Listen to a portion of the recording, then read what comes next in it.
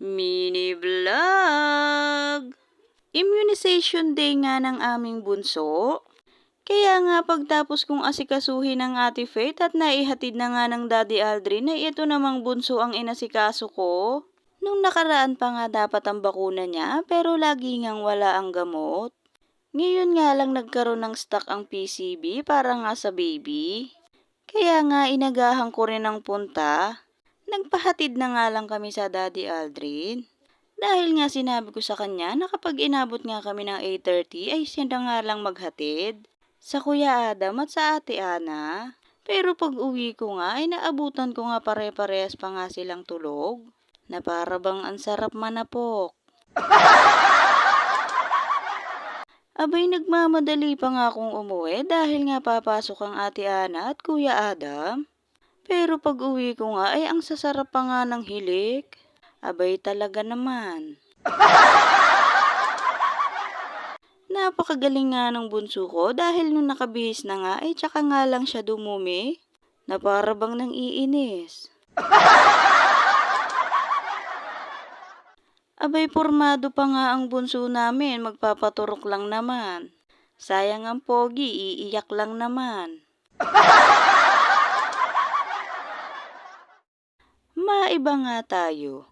Bakit may mga taong ang hilig mamahiya? Yun bang tipong tatanungin mo ng maayos tapos sasagutin ka nga ng pabalang? Abay pasalamat na lang talaga, hindi ako pinalaki ng magulang kong maging bastos. Ang tanda na nga pero wala pa ring pinagkatandaan. Si Lord na lang po bahala sa inyo. Ayoko na lang mag-talk.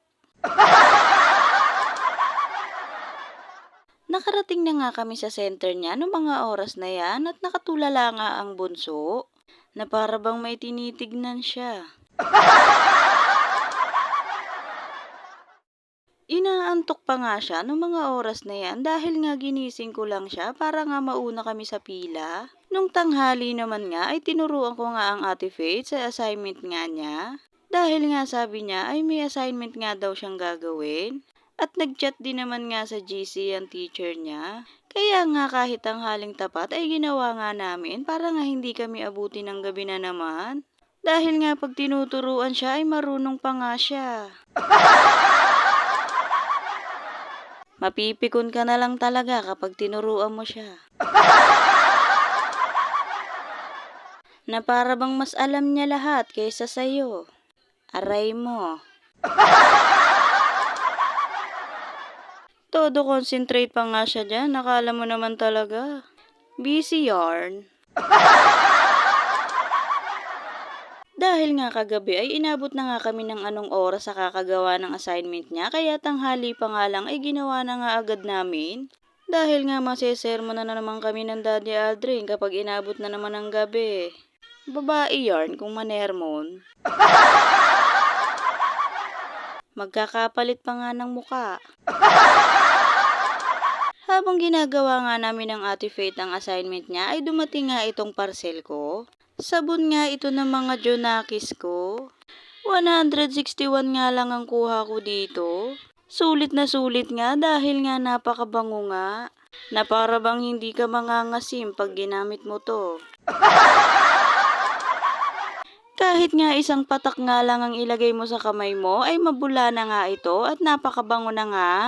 Kapit na kapit nga sa katawan ng amoy nito kaya nga napakaganda at napakasulit pa. Tuwan-tuwa nga ako dito dahil nga bagay na bagay sa mga anak ko para nga hindi sila mangasim. Ilalagay ko na nga lang yung link para nga pag bet mo ay i-click mo na nga lang. Pagdating naman ng gabi ay pinunasan nga ng Daddy Aldrin ng Kuya Adam dahil nga ang taas pa nga rin ng lagnat. Yun lamang po for today's video. Maraming salamat sa panonood. Bye-bye!